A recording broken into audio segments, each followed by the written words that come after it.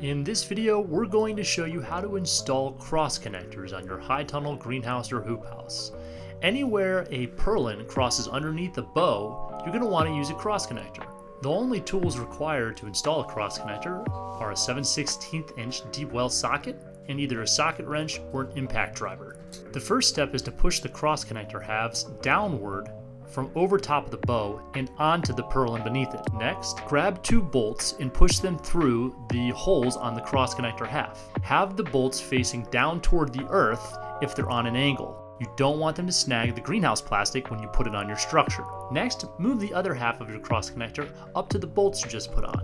You'll now thumb tighten nuts on the other side. Do this for both of the bolts. After you've thumb tightened your nuts on, make any final adjustments to the location of your purlin. Use a socket wrench or impact driver and tighten with a 7/16 inch drive deep well socket. And this is what a finished cross connector will look like once it's been installed. If you have any questions on this process, please leave a comment. And if you found this video helpful or you want to watch more season extension videos, consider subscribing to our channel.